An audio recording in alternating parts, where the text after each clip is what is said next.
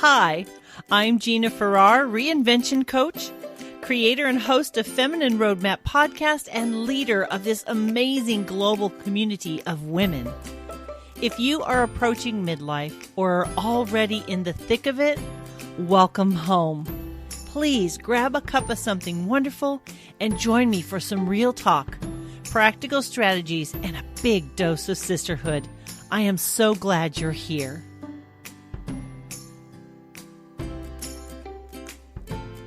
Hello, Feminine Roadmappers. Welcome back to Feminine Roadmap Podcast, the podcast that helps you navigate the challenges and the changes of midlife and to live a more vibrant second half. Today, we're going to delve into a more uncomfortable topic. We're going to be talking about infidelity, emotional entanglement.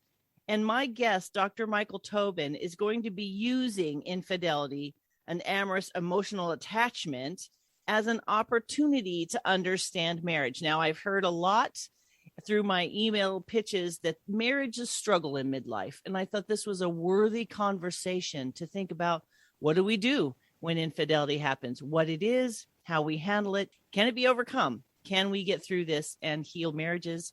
Or is this something we just have to cut our losses and go? So today, Dr. Michael-Tobin is my guest. He's a psychologist and author of Writing the Edge, a love song to Deborah. Michael, thank you so much for being on the show today. A pleasure. Thank you, Gina. And I might say, a love song to Deborah is my wife of 47 years, who I was inspired to write this book because of her diagnosis of Alzheimer's 3 years ago. So I've learned much of what I've learned about marriage. I've learned from being with this extraordinary woman. So I just wanted to say that. And although the book is not a book about Alzheimer's, it's a book about a journey the two of us took 40 odd years ago that was transformative and that deals with the challenges of creating love, the challenges of commitment, among many other things, as well as a search for identity. And at any rate, I encourage your listeners to take a look at the book on Amazon. Okay. Awesome. Yes. So why don't you tell us a little bit about, since you and I are both have been happily married, infidelity may or may not have been an issue in our marriage. It hasn't in mine. So I did want to bring this conversation forward. So how is it that you decided to focus on this specific issue in marriage? That's a very, very good question, Gina. I think that, it's often very difficult to kind of figure out, what are the antecedents and what are the reasons why we do what we do. But I think I mean, when I was 24 years old, I was married. I was in the U.S. Army. And my wife at the time ran off with the commanding general's son. It was a rather shocking situation for me. I was married 2 years, and I didn't have many psychological skills back then and to know how to deal with this. But I actually, it was interesting. The sister of this guy that she ran off with saw me in my apartment. I was very depressed and down. And she said to me, Michael, you're responsible for yourself. And I won't repeat to your listeners the exact language I used, but it wasn't pleasant language, but it taught me something. I actually thought about that. I thought about marriage and what marriage means. I was a terrible husband. I mean, I'd have to say, to be honest, I have to say I deserve to be left. I'm not giving her a kudos for being, a brave woman for doing what she did, but I did learn something about that. And what I learned was that there's a context to marriage. I'm not just a victim, that I treated her poorly. I didn't love her the way she deserved to be loved. I didn't even particularly like her. We should never have gotten married. And I think that had actually a very significant impact on me in later becoming a psychologist, as well as someone who, I did a lot of work in marriage and marital and family therapy, postdoctorate, and it became a real interest of mine was relationships. So I think that was probably what started it. Then I began a website in late 90s called wholefamily.com, and we were dealing with a lot of people who had been in affairs or were in affairs, and I was struck by how widespread it was. And from there, I ended up writing a book on marital affairs. And it's been something that's really been interesting to me because a marital affairs, there in very stark terms, shows us what is not going right in a marriage. Okay. I'm not talking about a hookup, one night stand. I'm talking about an emotional entanglement. There's always a background of loneliness, disconnection that precedes the affair. And affairs don't occur in a vacuum. So for those people who choose to try to work out a marriage after an affair, first of all, it takes a lot of courage to do that. And secondly, I'd like to say to all of your listeners that you can repair a marriage after an affair. It's not easy, and you need the proper help.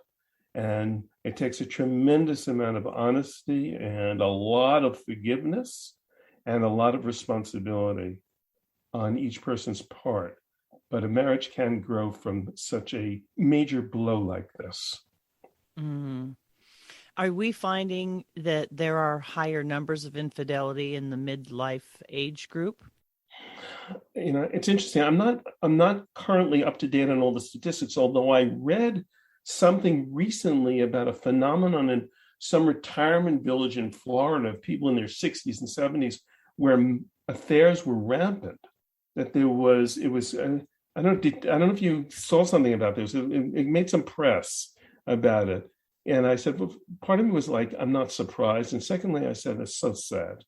Here people are entering after 30, 40 years of marriage when hopefully they have created a kind of connection and level of communication. And it's rather sad to think that this is the golden age is spent this way. Mm. Now, you were talking about using the term infidelity as an amorous, emotional connection. It didn't necessarily have to be consummated. Right. Let's talk about what you see from your end and how this impacts the marriage. What are the things that, not that like we're excusing, like you said, but what are the things that kind of precede infidelity? Okay. Well, first of all, I think we need to define infidelity as there's a certain element of infidelity that is essential, and that's secrecy. Mm. An open marriage is not a marriage of infidelity. You're not cheating on your spouse if both of you agree to have lovers outside of marriage. I mean, I'm not going to discuss an open marriage right now, but I want to differentiate. An affair is secrecy. It's not necessarily sexual contact with one another. You can have an affair via some form of chat, of telephonically, and it could be very secretive, it could be very erotic, and it can be very stimulating for the people involved. And it's always secret. So that's the element of an affair. Secrecy is the important. Secondly, you asked the question, what precedes that? What precedes that is two people who are not working on their marriage, quite frankly. Marriage is not a gift that is given to us or a road to happiness. You gotta earn your love, and you gotta commit to another, and you gotta be willing to put real work and effort, as well as not as fun and passion in a relationship.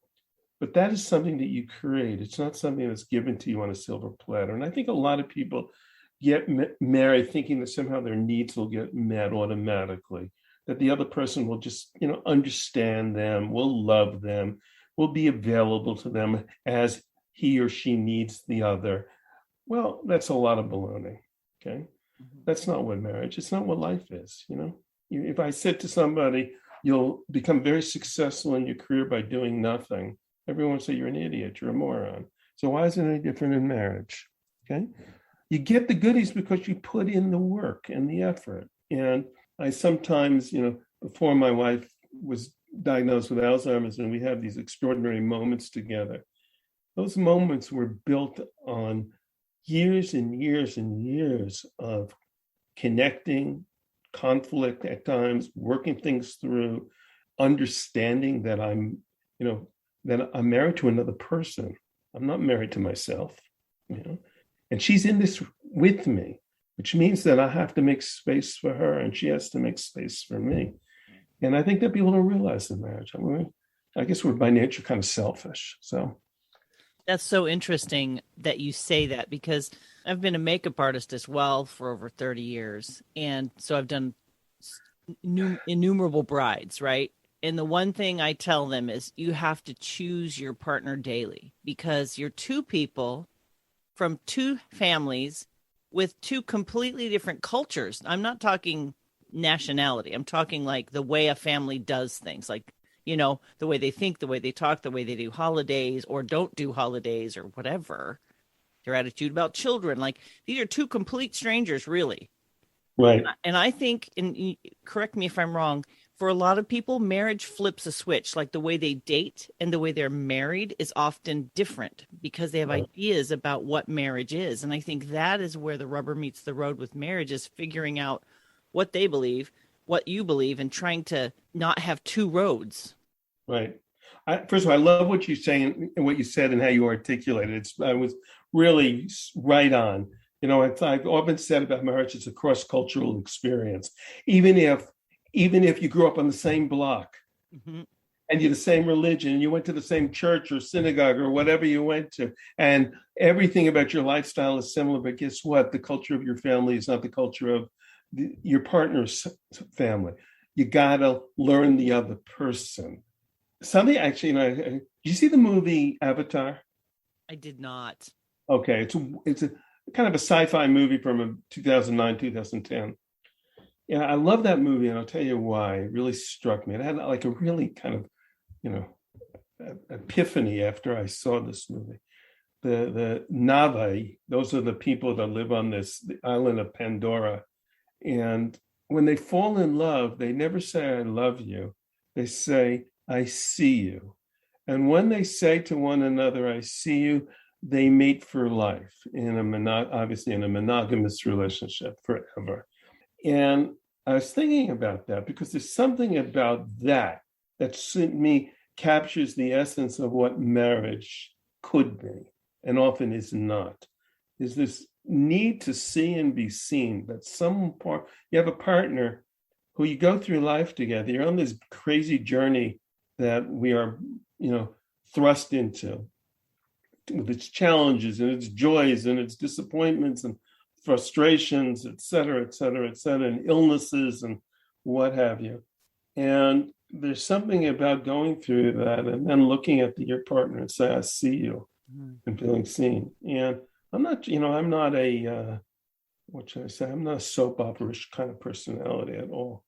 But I think that there is something about that there's something in that movie that captured that "I see you." Because if I say to my wife, "I see you," there's no question, it means I love you. And I think the problem in marital affairs is that people before it precedes a marital affair, they don't see each other. They don't put in the effort to see. They're not even curious, oftentimes, couples, about the person they're married to.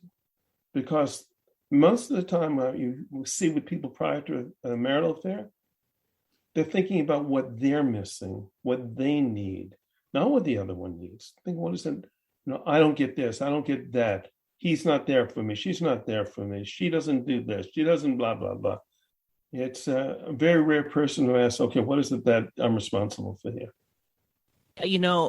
Because I've been married a long time, I think you feel those ebbs and flows naturally in relationships, right? There's good times, there's bad times, there's more connected time, there's disconnected time. Like, it's a long game. Exactly. Right. A marathon, not a sprint, that's for sure. Mm-hmm. An affair is a sprint. And, it's an interesting thing about an affair, because I often say, if you compare an affair with a marriage, an affair in so many ways has it all over a marriage. Why is that? Because it's simple. It's a simple relationship. You don't have kids. There's no question about who's going to take the garbage out. Who's going to, there's no financial issues. There are not all of the multiple number of challenges that a couple have in a marital relationship. An affair is simple. It's based on passion. It's not always based on sex, actually, but it's based on strictly the couple and their connection. They have this intense, in a romantic affair, there's this intense bond. It's highly, highly addictive, and it's highly pleasurable, and it's enlivening. And compare that with the mundane, quote unquote, mundane life of marriage, where you wake up and you smell the other person's bad breath and all the other little things, that unromantic aspects of marriage that is part of the whole package, Mm-hmm. And excuse me for sort of free associating, because I just thought of another movie. You must have seen Good Will Hunting, right? Yes. So remember that scene where Robin Williams plays the psychologist, and he tells Will about his wife's passing gas, and he says it with such affection that she would pass gas at night and wake herself up, and he starts laughing, and he says to him, I remember, he says, "Sport." He called him Sport. That's how you know you love somebody, because even their idiosyncrasies you love. It's all those little things that make the person who they are that you appreciate. And that's the beauty of a marriage. Mm-hmm. But it is not easy to get to that. Mm-hmm. It's not easy to get to that level of acceptance, of appreciation, of understanding. You got to work for it. Acceptance, appreciation, and understanding. Yes. I think we talked about it's a cross-cultural experience, marriage, right? The way that we view marriage. Like I said, I've seen people go from one dating relationship to a marriage relationship, and that there's like a switch that gets flipped, and people all of a sudden have ideas of how things should be, air quotes. Right. And their relationship changes, and it's a difficult start because they've lost that whatever they had in dating. Like there's the chasing and capturing version of yourself, and then there's the you're in the marriage and now you got to do the hard stuff. And it's not all hard, but one of the ways that I see marriage is I can see why infidelity is tempting, because it's an adrenaline rush, right? It does that dopamine thing. And it's like you said, you don't have to deal with their dirty underwear, their nasty habits or whatever. You get like the highlight reel of another person. And so you can believe that that's who they are, and they're so much better than your spouse. That's how I see infidelity. It's like it's cheating yourself. You're cheating on your spouse, but you're lying to yourself, because this person's. You give that 2 years, you're going to be right back in a situation where you don't like the way they chew, or you don't like the way they leave their shoes around the house, or whatever. And the beauty of marriage is that the way love matures, the way it deepens. And if we can value that depth and that, I can't find the right word. There's something to it where it's like an oak tree, right? Right. It just stands there strong. The wind can blow, the rains can come, but the investment is so worth it. But I do understand why people struggle, especially like you said, when they're not seen. As a psychologist, how do you help people who've been in or currently in this and really want to figure things out? Okay. Well, first of all, I don't work with a couple while they're in the midst of an affair. Okay. That's number one. That's a rule that I follow very, very clearly. They can't lie to me. If they lie to me, I kick them out of the therapy. Therapy is based on honesty, and it's based on trust. And I can work with a couple if they have made a decision. Whomever is in the affair, they made a decision. The affair is over. They're working on the marriage. You can't do both. You can't have an affair and work on the marriage. Got to take your pick here. You want to stay in the affair? Go for it, but not on my watch. Okay. So I get people who've been in affairs, obviously, after they're no longer in affairs. Okay. They may be raw, and they're always very raw. And as I write about in the series that I'm doing for Psychology Today, and I encourage people to go to the website. It's also on my personal website as well.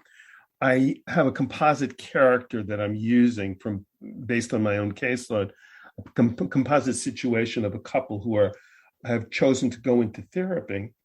And initially, the first session, they're ready to kill each other, and I have to separate them, which is part of the job of being a marital therapist. Sometimes you're like a umpire or a referee, and sometimes you have to, or more like a judge, like what do they call the guy in the boxing ring? Is that the judge, the umpire, whatever they call him? You have to separate the two because they can be in clinching with each other, ready to kill one another. So the first thing I have to do is just deal with the emotions that are generated from the therapy, because somebody's going to come in. The starting point is somebody feels that a horrible injustice was done to them. You cheated on me. That's not the contract we have in our relationship. We're not supposed to do that.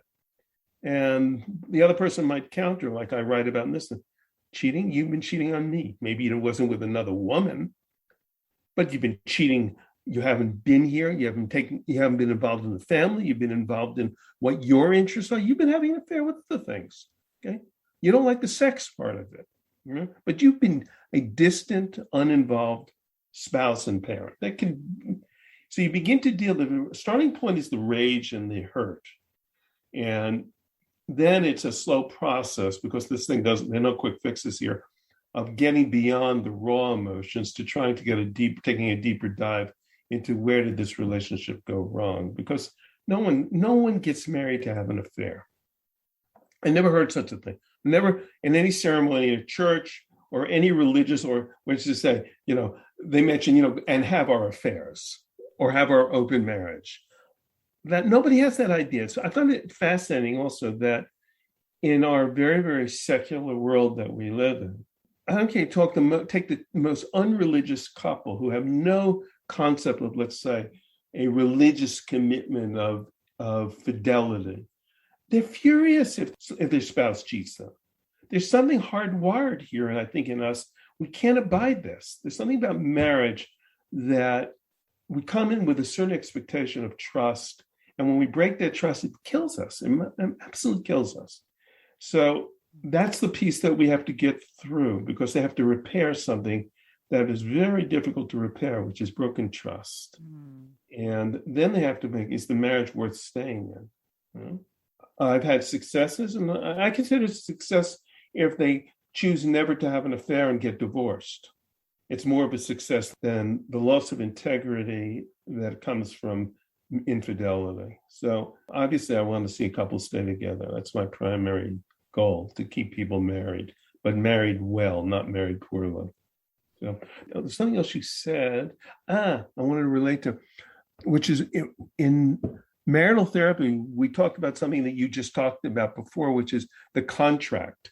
We come in with this unconscious contract, like, talking about traditional marriage versus, non-traditional. I mean, if such a thing exists anymore. But I as a guy grew up in a house. I mean, I actually did grow up in a house where my father didn't do a thing and my mother did everything. So, I mean, I grew up in the 50s and 60s. So women cooked, cleaned, and fathers sat around waiting to be served.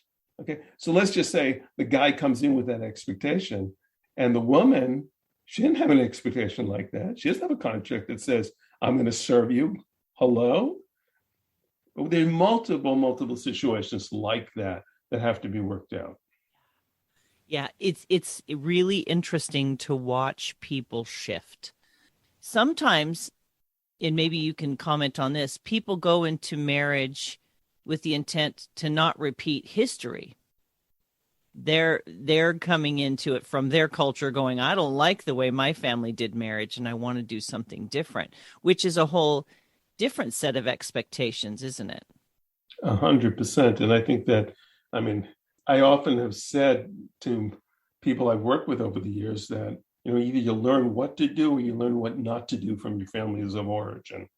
But it isn't easy, because we are creatures of habit. I remember, my father was an individual who didn't have much control over his rage. And I said to myself, I will never, ever scream at my children. Never. It's never going to happen. And lo and behold, I remember sounding kind of like him. And it was a big shock to me.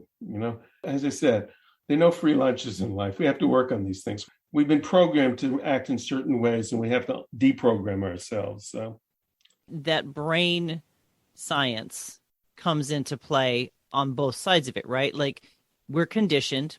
That's the one side. But the other is we're neuroplastic. Right. So there's things we can do. And to your work, marriages can overcome. And I've seen marriages overcome. And it's really almost like remarrying, isn't it? Because you have to go all the way back to the commitment. Right. And it's interesting that you said that, because there's a couple of interesting truths about marriage, which is one truth about marriage is the very same qualities that we loved when we first met our partner are the qualities that drive us crazy later on.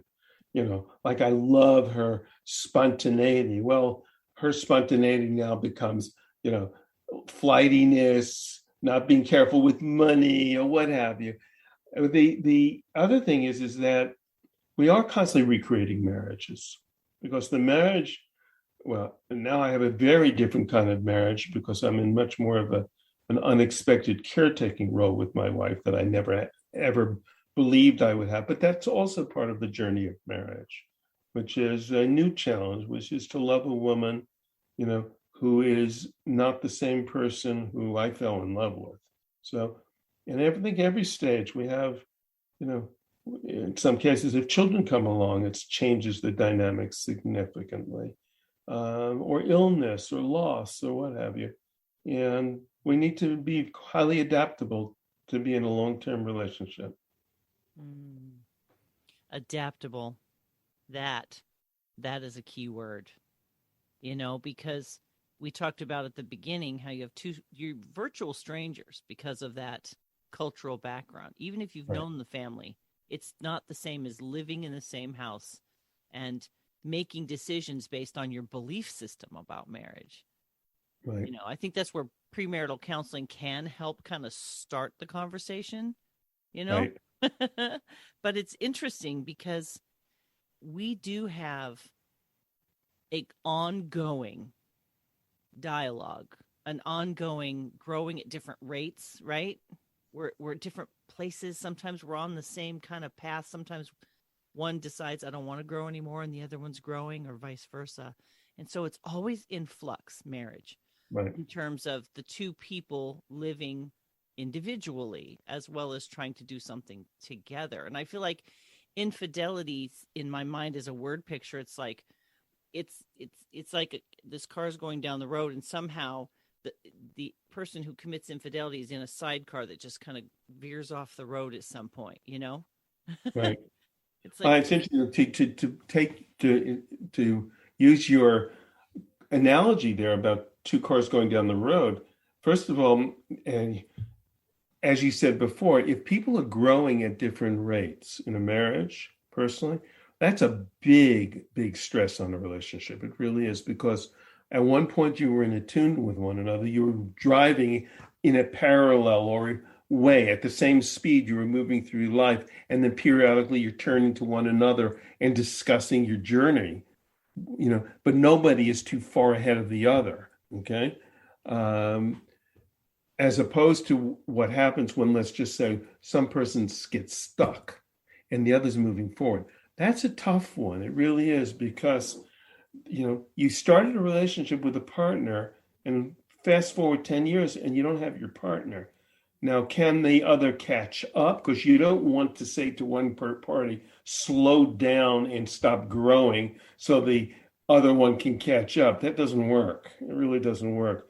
But that may very well be another one of the factors that could lead to infidelity.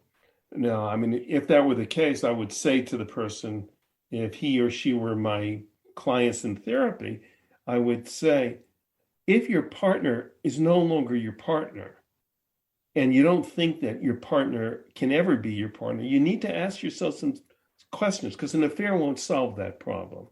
Okay? You may think it's a temporary Band-Aid, but it's not a solution. An affair is never a solution. All it is a temporary escape from a painful reality. Again, I understand, I have compassion, but that's not the way to deal with things. Deal with things is, if he or she is not the right person for you anymore, then you need to consider, is divorce a real option for you? Or are there other options other than an affair? I always wonder, to be completely honest, why they don't just move on and then have a relationship. Why do they overlap it? What is the reason for I don't know if you even know the answer, but why stay in and create that kind of chaos? Because it's very rare that it doesn't get found out. You're right about that. It's very, very rare that it doesn't get found out. Usually because the person who's having an affair unconsciously leaves clues. Oh, interesting. You're asking a rational question, Gina, in an irrational world. Why do we do the crazy stuff that we do? Why do we do things that are self-destructive? Why do we do stuff that ultimately is going to be so harmful to us? Um, because we're human and because we do that sort of thing.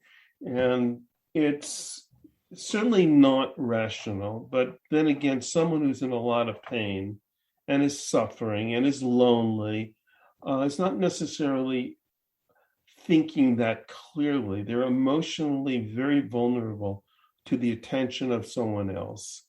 And they may not want divorce. Divorce is just, they have children, so they, use that cliche, they want the cake and eat it too. They want the fun and excitement of an affair, and perhaps even the connection of an affair. Well, it's the sacrifice of a real relationship. So Interesting. I do have a question for you. What are some of the ways that you would encourage people to, if you can, affair-proof your marriage? What are some behaviors or habits? I mean, some may be obvious, but let's go ahead and have that conversation. What pops into my head as you said that is like, if I would tell somebody, if you think you can start your computer, if I took this laptop that I'm speaking to you right now, and I said, the way you start a laptop is by throwing it on the floor. Okay? I think that's how people enter a marriage. They don't know the rules of the game. Marriage doesn't tolerate dishonesty. Marriage doesn't tolerate the lack of integrity. Marriage doesn't tolerate indifference, negligence, laziness. It just doesn't. And I would say that and I've done this many times, I would say, first of all, before you get married, you need to understand, do you have a clue what is marriage? Yeah? And I'll tell you, and I would say to a prospective couple, I'd say, if you can reach this, you're going to have a good marriage. And that is, if your spouse's needs are at least as important as your own, you have a good marriage. And that's what you got to work for. I didn't say you unconditional love, because marriage is not unconditional love. Marriage is contractual. It's built to a great extent on mutually giving and receiving from the other. It's not just one gives and the other receives. That's a relationship of a parent to a child. But a couple need to understand that the challenge of marriage and the beauty of marriage is getting over our natural selfishness and understanding that I'm not the center of the world. I got another person here, and her needs or his needs are as important as my own. And another one, it's like we have a very, what should I say, me-oriented culture, as opposed to a culture where we're other-centered. So it's a lot of hard work to understand that marriage in many ways is a radical institution against selfishness. Wow. Marriage is a radical institution against selfishness. I just made the quote up. I'm writing it down because that's the hard part of marriage. Yes. You have to die to yourself to have a good marriage. You have to die to yourself, because you can I've told my children, you can marry anybody. Like literally, it's a possibility to just marry the first guy that comes along, right? There's good, better, best. I believe, and you can tell me if this helps or hurts marriages, but we can do a better job of knowing ourselves and finding a partner that makes more sense in our context, and we make sense for them. You know, like if you're a person who loves sports and they hate sports and sports is your life, maybe that's not the best partner. Like you have to have things in common. At least that's how I feel after all these years of marriage. There has to be some common ground besides, hey, I think you're cute. Right. I would agree with that. And if it's not sports and one person, for me personally, for much of my life, Deborah and I shared a love of the outdoors and a love of sports, and we've climbed many, many mountains together, the Himalayas and the Alps, etc. And she was an amazing partner for me. Yet, interestingly enough, and we have so many common. She was also a psychologist, and we met in graduate school. Yet our personalities are very, very different. It's interesting. Our interests are really similar, but our personalities are very different.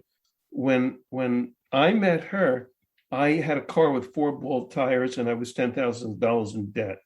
When she had $10,000 in savings and none of her tires on her car were bald. Okay. And that, I was fun and irresponsible. She was more serious and goal oriented, but we needed each other. And I eventually started getting new tires and saving money. And she became more and more spontaneous. We had a good influence on one another. Okay? So, but I think that's important for me personally. That's the way I'm wired. I bond with people when I have shared common interests with them. And again, many different kinds. I have different kinds of friends. I had running partners who were not necessarily friends in other contexts. I have a partner who's kind of an intellectual partner. We learn certain, esoteric subjects together. And he's completely unathletic. We need to find some common bond there. Yeah. Yeah. Something to anchor to. And that's another thought that I'd like to discuss. I feel like you have to have anchor points in your marriage. You have to remember why you got married and what is precious about the relationship you have, because no relationship is perfect.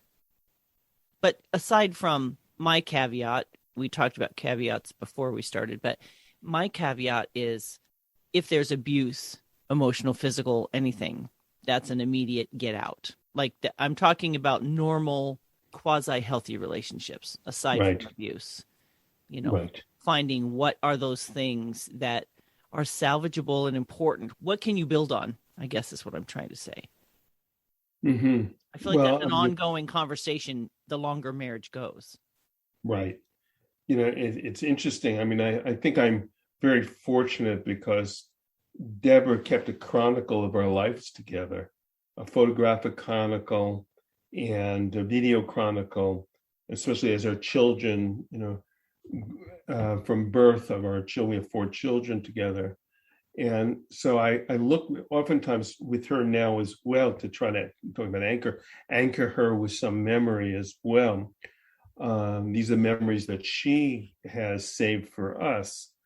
And I see the progression, for sure. I see the physical progression, when we were young and beautiful. And as we started getting older, but I see the various things and ways in which we connected to one another.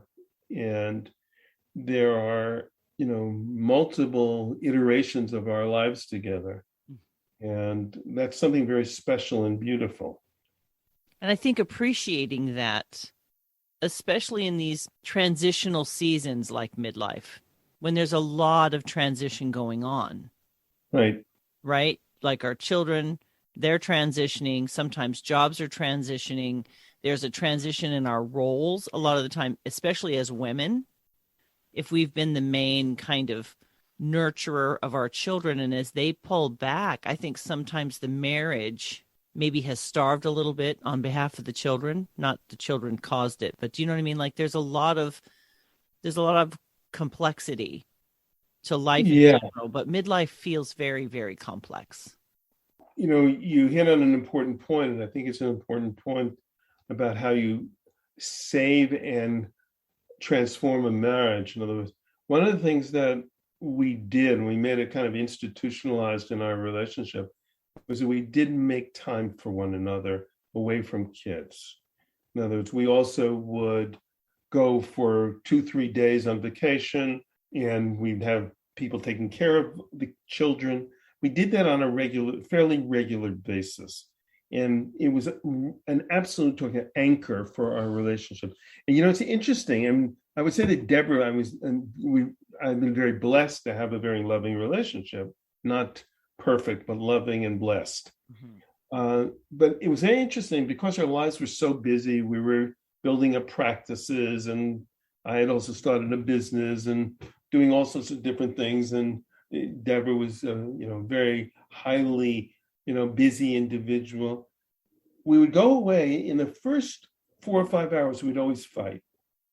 It was like we would have to kind of recalibrate our relationship. We were running these parallel lives, and we were missing each other, yeah, and somehow to get back towards one another again. It always started with some kind of stupid argument about something, and then we'd get through it, and then we'd be connected again, which is an interesting process because I don't think it's that uncommon. I think that couples do that sort of thing. They have their own sort of, way of calibrating and working out their relationship issues. So, but what that told me is that, first of all, the connection doesn't happen so quickly. You have to work on it. You have to get through something to move out of your own world that you're intensely involved with to make space for the other person. So I'm glad we did that. It really was hugely important for our marriage. And interestingly enough, my kids, who are all married with children, all do the same. That's a takeaway for their own marriages. They learned that from us. I'm happy about that. My son and his wife are leaving tomorrow to go to Paris for 4 days. It's like you have to remove yourself from the complications and move through the clutter of life to reconnect. Can I just interrupt you for a second? I just had a thought. It's like having an affair with your spouse. That's what that time. Yeah, that's exactly it. That's instead of having an affair with someone else, I had an affair with my own wife. Treat it with the same intensity and passion and interest. Exactly. I like that. Yeah. Yeah, shake it up a bit. Quit doing the same. Can I tell you a crazy thing that we did? I don't know if it might have been my idea because I'm a little crazier, but we also were in Paris about 5-6 years ago. It's been to Paris a number of times. I love Paris. And I said to Deborah, let's play this game. I want you to sit in the cafe over there and sit by yourself. And I'm going to come and pick you up like it's the first time, And it was so cool because, for one, it was fun because I like fantasy stuff like that and playing and role playing and all that. But there was something about that reminded us about our relationship, that life can somehow obliterate at times. So I think those things are important. I was like having an affair. I was picking her up. That's a lot of fun. And I love Paris. Me too. Yes. So if we were to wrap this up, what 3 anchor points would you want people to kind of attach to after this conversation? First of all, that number one is that marriage is the best opportunity you have for personal and spiritual growth. And because, as I said before, marriage demands you to make space for another. And until we can make space for another, then we cannot grow psychologically, emotionally, or spiritually. That's number one. And I think that's hugely important. The other thing is that I'll piggyback on what you said, which is, you don't marry yourself, you marry another human being. And whether you speak the same language, you grew up in the same community, you went to the same high school and university, and you have all the same cultural symbols, etc., and you root for the same football team, doesn't really matter. Your partner grew up in another world different from your own, and you need to learn that world. And there's a great quote that says, and I think this is also another anchor point, at a minimum, learn to like what your partner loves. Because how could you not want to know what turns your partner on? If your partner is interested and excited about X, Y, and Z, a certain music, book, yoga, doesn't matter what. Don't you want to know that about the person you're married to? If you don't, ask yourself, why not? Aren't you curious about the person you're married? And don't you want that person to be curious about you as well? That's where the juice is. So that's another, is that 2 anchor points? I don't know if one anchor point's running into another anchor point here. You can give me another one. Go ahead. The third one is don't lie. Do what you say you're going to do. Character is a hugely important part of a long-term relationship.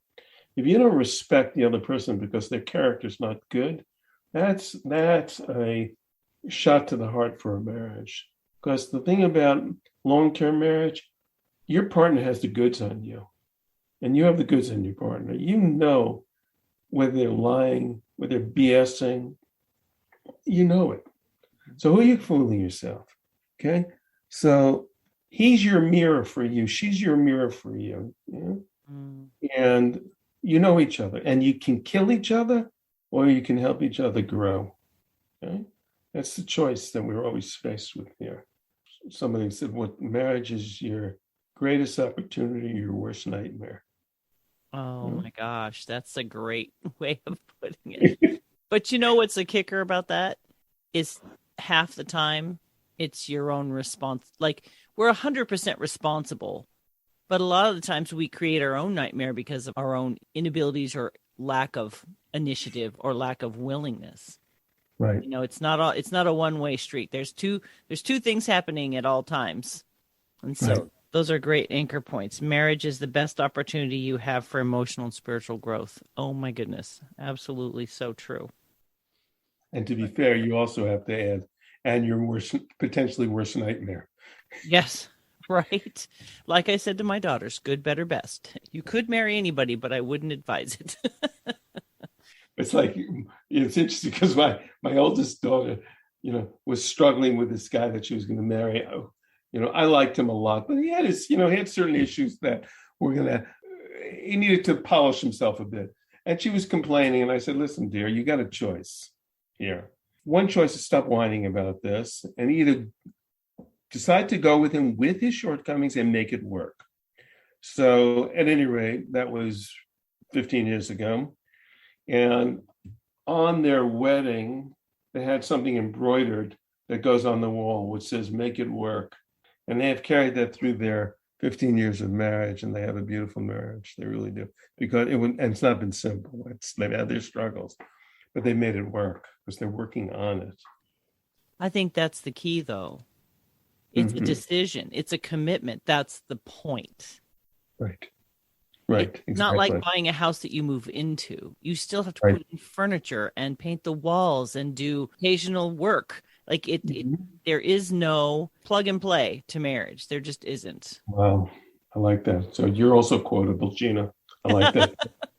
Oh, well, Michael, I want to thank you so much for coming on the show today and sharing your perspective and your experience, because this is something that's important to me, that I help people with my podcast with real life problems and finding people like yourself that can come and speak wisdom and encouragement and put some foundational support under a very, the oldest institution in history is marriage. And so I'm really grateful that you and I stuck through our sound problems and we got through to the other side and that we were able to have this conversation. I'm just so grateful that you took the time to spend and share your wisdom with us today. Thank you so much. Thank you for giving me this opportunity. And I think that those of us who have the courage to stay in marriage and work on it need and deserve a lot of respect and support. Mm-hmm. Yeah, and that it can be done. It can be done. And not only can it can be done. It can be done and you can achieve something extraordinary as well. That's such an encouragement.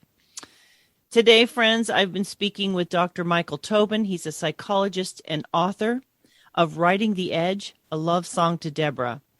If you head over to www.feminineroadmap.com/episode 245, I will have links to Michael's website. You can get a hold of those articles.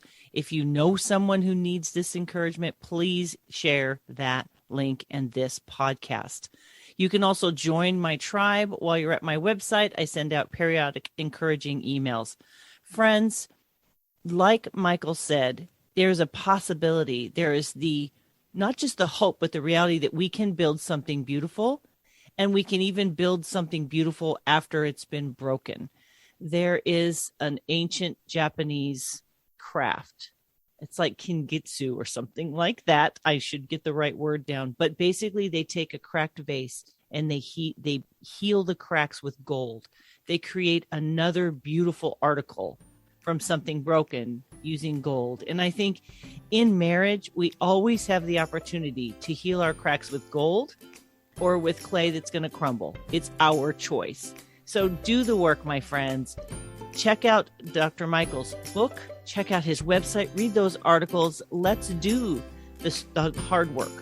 Let's be those people who use marriage to refine us, improve us, grow us, and let's love in a way that we want to be loved. Thank you for joining us today. We look forward to sharing more conversations with you in the future. Take care, my friends. Bye-bye.